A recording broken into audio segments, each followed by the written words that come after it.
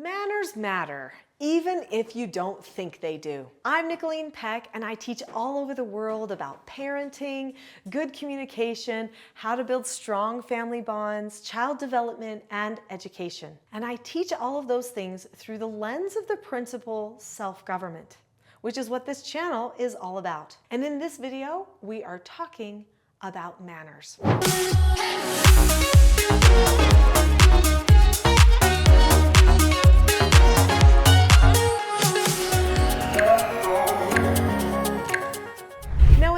We're going to talk about the pushback against manners and why we do need to increase our focus on manners as a society. Also, we're going to be talking about key things that you can do and teach to promote good manners at your house. Have you noticed in recent years that people have a tendency to be critical of manners? In fact, some people have this opinion that manners are a sign of being prude or prideful, when actually manners have always been a sign of civility and respect, not just respect for others, but even self-respect. They've also been the sign of self-government.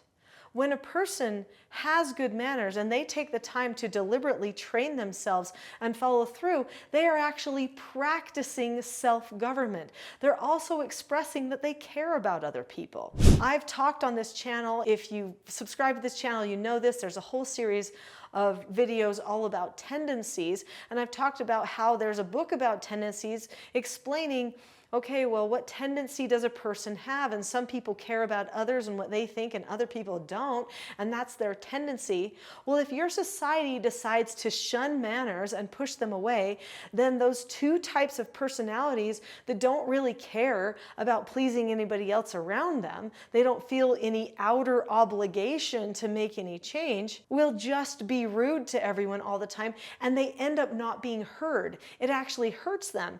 So even though they might have a tendency to not have an outer obligation, but only an inner obligation to self, if they are taught manners, then they still can be socially pleasing enough that their opinions, even though they are opinions that might not be agreed upon by everyone, will actually be heard. Manners are things that hold society together. So I happen to participate in the political world, meaning in the world of making bills and trying to influence legislation for the better, especially as it relates to the protection of children and families and parental rights and things like that. And I've noticed over the years, as I've worked at the UN, at the national level, at the state level, and then very local levels like city level and those types of things, that there is this wildness, this lack of diplomacy and lack of civility that has crept into conversation among legislators and colleagues, where people are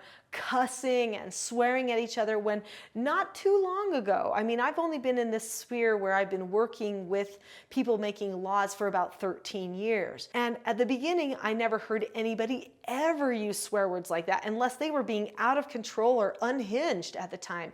And now they're using this on each other all the time. Sometimes it's even happening at the podium, which is incredibly unprofessional, to be sitting at their pulpit behind their table or their bar and saying those types of words to each other. It's completely disrespectful. The funny thing is they're probably trying to disrespect that other person, but they're not realizing it's disrespecting them. Now, some people might say, you're just old-fashioned. Who cares about that?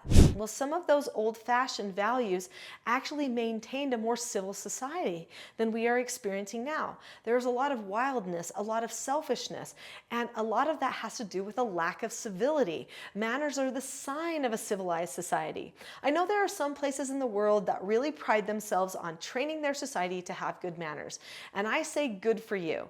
I don't say manners are a religion. I know some people think that manners are right up there with their religion, but I do know that they are important. They are helpful in families. They're helpful in training children.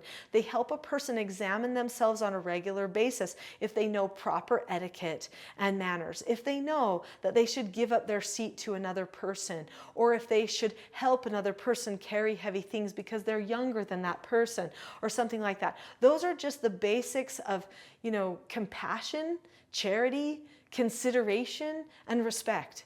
And those are the things that hold our society together. When a person has manners, that's actually the sign of their priorities. So when you choose to care about another person and to speak respectfully to that person, then that gives the other person the unspoken message that they are important to you. They may not have thought they weren't important to you, but suddenly if your language or your behaviors and mannerisms, your selfishness, something like that takes over, then they start feeling like they are disregarded by you, even if they might be a person who doesn't express their manners too. I constantly laugh that there are these people who push back against manners like crazy, yet they're the ones that will cite a text to you that is clearly rude or does not have good manners. I find that comical and very ironic that we are scrutinizing a person's words when we are actually doing the same thing. So why is there pushback on manners? Well, I think that people are lazy, quite frankly. They're opinionated. They want to be heard and taken seriously. And because in our society, a general wildness has taken over. And this is because we put too much of a focus on how we are personally feeling or how things impact us, instead of on how we ought to act, what our priorities and plans are for our development. We lose track that we are actually engaged in personal development, no matter how old or young we are. So, because of that disregard for our own personal development, or maybe even just our lack of attention to it, we allow ourselves to behave in very selfish ways to others. And entitlement does not help with that. And that's another problem. Always in affluent societies, entitlement ends up leading to more rude behavior. Some of the solutions for increasing manners and improving manners are to teach your children to sacrifice for people and to teach them the basic elements of duty. So knowing that there is something greater than themselves that they must serve, and that they are part of a group, that everything in life is not just about them. So you have to set the example on this. You have to sacrifice for others as well, and do it with a kind heart and a good countenance. So non-complaining, right? That would be important, making sure that your tone is in the right place. So what are some of those basic manners that we don't want to do without, that we absolutely should not neglect? Let's talk about that. Here are some key manners not to neglect as you are training and teaching your children. Probably one of the most important things that is actually a manner is to listen to other people. Making sure that you do not talk when someone else is talking. That's a vital one. You damage relationships and connection with people if you are constantly thinking about what you want to say in your own head and you don't take time to listen to what somebody else has to say.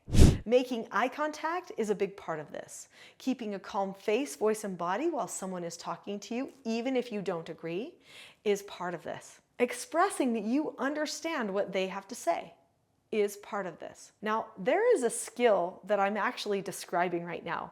And if you have subscribed to this channel already, then you probably have heard me mention this skill many times.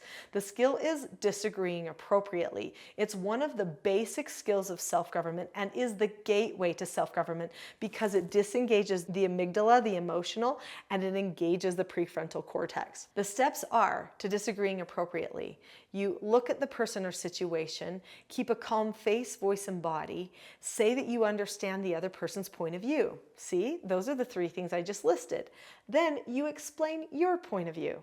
Now, that's another manner that we don't want to neglect. Expressing yourself to somebody else in an honest and calm way is manners. That type of communication will establish a trustful connection with the other person. Then you listen to what they have to say. So now we're back to listening again. Then you say, okay, meaning you don't have to be right every time. So another manner is, don't talk back to everything. Don't battle every issue and die on every wall. Don't. That's not going to help you. And then drop the subject. Did you know that it's actually a manner to drop the subject? It's good manners to say, I'm going to be done with that. Because if you stay in a place where you continually focus, overthink, ruminate on something that just occurred, maybe a no answer or a differing of opinions, then you are getting selfish during that time. You're focusing just on yourself, how you felt about it, what you wished you could say, how you want to change their mind, how bad they are that they don't agree with you. It will start to turn into this snowball of negativity that will end up ruining your relationship. And without good manners in your relationships, you'll never change minds and hearts. Within the family, we learn these basic skills of self-government, which are also basic skills for manners. Looking at a person, listening, expressing yourself with calmness, accepting when other people don't agree with you or when you can't get your way. That brings in another skill, which is accepting no answers. And acknowledging honestly when you've done something wrong. That's also good manners. That brings in accepting consequences. Now, what about when you have to work with a group? Shouldn't you be seeing ahead of time when you need to help out? Yes. So pitching in and lending a hand when necessary. Praise that with your children. Teach them to identify things that need to get done and that you will always acknowledge it when it's brought to your attention. But don't just stop there. Make sure that they also know to follow your instructions when you give them. That's another one of our 4 basic skills.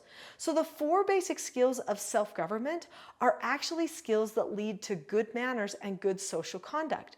If a person masters those 4 basic skills with their parents, they should be able to have better relationships with anyone outside of the home as well. Now, these 4 basic skills are so vital, I would like for you to learn more about them. There is a video where my son, Porter, and I are role-playing the 4 basic skills. It's called something like role-playing the 4 basic skills. So find that video now, click on that, and you can learn more about the 4 basic skills.